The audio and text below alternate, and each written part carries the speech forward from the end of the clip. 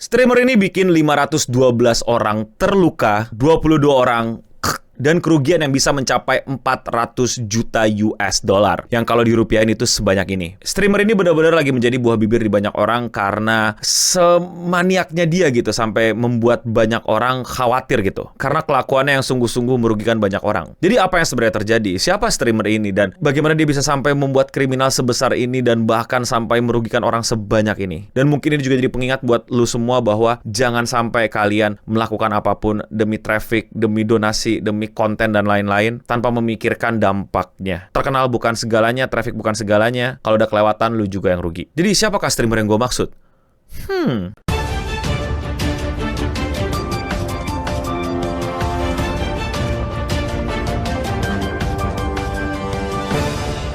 Maniak ini namanya adalah Keso. Dia adalah seorang streamer dari Twitch yang salah satu top 10 bahkan dia sering banget bikin konten-konten live streaming main game. I'm actually so calm, it's ridiculous.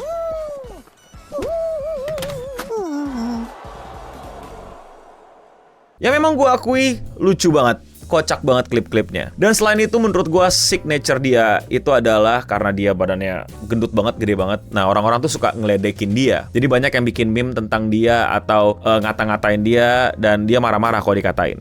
Josh donated $1. You're the reason they invented double doors. You have something on your third chin. Fetty Whopper. Bros the planet in Planet Fitness. Jadi sebenarnya kalau dari luar kelihatan ya kayak orang baik, orang gak ada masalah, cuman rage streamer marah-marah biasa yang digodain sama penontonnya dan lain-lain. Sepertinya nggak ada semacam kejahatan gitu, kayak aura mengerikan dan aura yang benar-benar berbahaya gitu. Namun sayangnya dia telah bikin banyak orang meninggal dunia dan bahkan rugi total. This is not an easy video to make, but on Monday, September 1st, I went to the Goob Lagoon water park and I was traumatized by what happened there. Itu semua terjadi karena dia baru-baru ini dari mungkin kekayaannya dan duit dari Twitch-nya dan lain-lain karena sudah kekumpul, dia investasikan ke sebuah wahana yang sebenarnya menarik banget dan emang pinter banget gitu. Jadi dia bikin semacam wahana hiburan air alias kolam renang air yang kayak ada perosotannya dan lain-lain. Welcome to the Goob Lagoon with the slide zone. Jadi menurut gue ya kayak biasa aja kan, sampai problemnya adalah dia ini seorang konten kreator, dia ini seorang YouTuber, streamer lebih tepatnya di Twitch.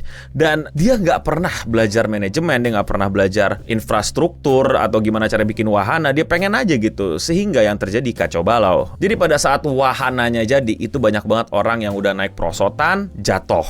Cade, be careful, he is on the high dive. Do not push him hard. Berenang, airnya ternyata nggak cukup. Airnya nggak sehat. Airnya benar-benar berbahaya untuk berenang di situ. Oh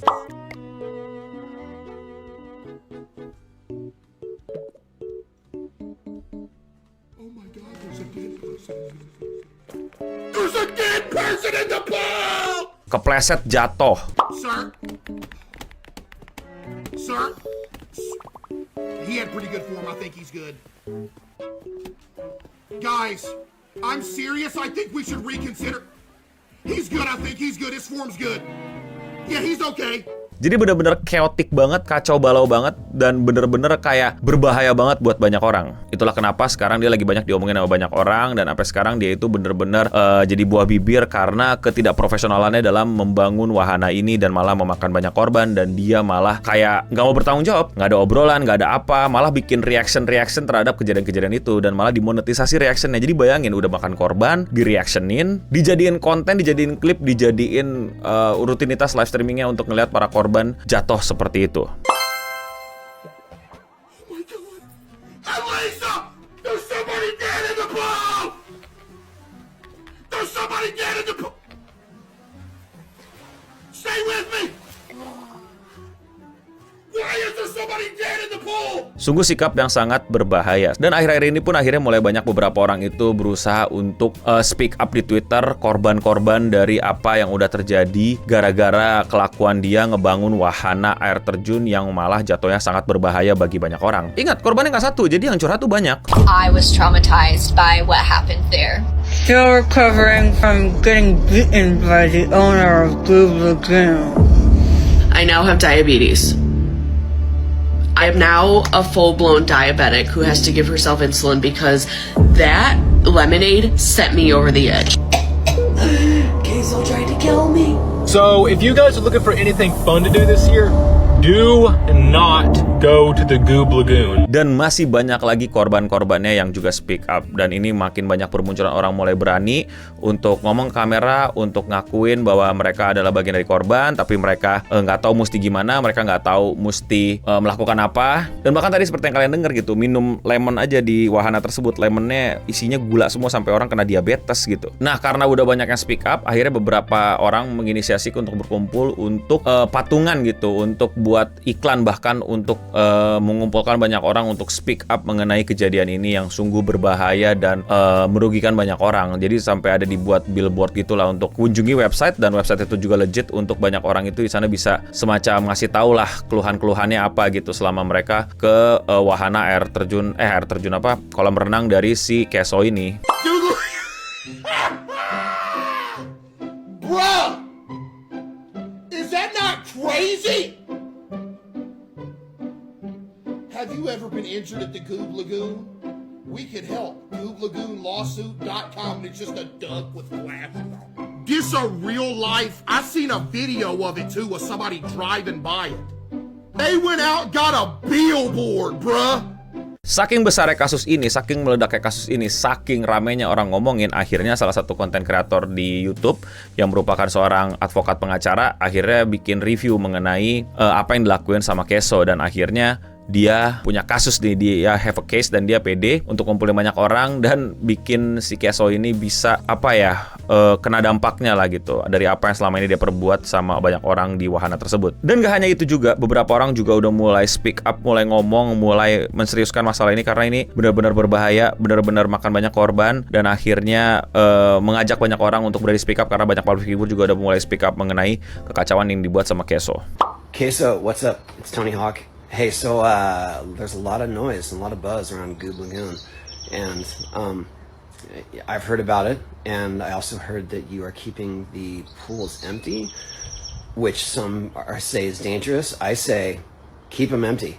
All of these injuries and the 22 deaths that occurred, we're looking at $399.9 million in damages. But we're not done yet. We have to add the employment lawsuits that Queso's going to get, and I saw at least 2 of them, which means that Queso will at least owe another $400,000 until more people come forward. And trust me, I think there's a lot more. Then you have to add the health code violations, which are $1,000 per day, and the OSHA violations, which are around $165,000 per incident. And we're not done yet. We have to add up the crimes. For the crimes, we got criminal negligence, battery with a deadly weapon, involuntary manslaughter, and second-degree murder. Final verdict: Queso owes over $400 million in damages and has close to a 3,000-year prison sentence.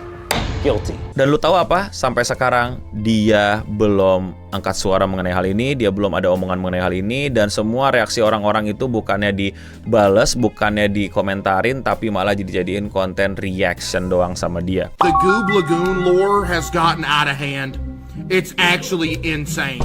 What is going on right here? Dude, if you open up TikTok... Tidak ada statement resmi, tidak ada statement dari pengacara, tidak ada statement dari company, semuanya udah senyap begitu aja. Korban gak tahu nasibnya gimana, orang-orang yang dirugikan juga gak tahu nasibnya gimana, dan sampai sekarang dia tetap punya kolam renang wahana tersebut dan tidak ada perbaikan, tidak ada semacam inisiatif untuk memperbaiki diri dan lain-lain. Jadi ya, semengerikan itu menurut gua kasus Queso yang sudah memakan banyak korban. Jadi pelajaran yang bisa kita petik dari sini adalah seperti yang tadi gue udah singgung sih sebenarnya ya, jangan apapun buat konten, jangan apapun buat terkenal dan dan klip dan lain-lain, kalau udah sampai makan korban dan kerugiannya sampai sebesar itu, $400 million loh, bukan rupiah, dollar. Ratusan injuries dan puluhan death itu menurut gua sudah keterlaluan. Buat korban turut berduka, buat teman-teman yang mungkin bagian dari korban, bisa segera mencari bantuan dengan menghubungi tadi website yang sudah diiklankan atau ke Lawyer Mike. Semoga ditabahkan, semoga mendapatkan jawaban, dan semoga kalian ngerti video ini artinya apa dan nggak habis komunikasi.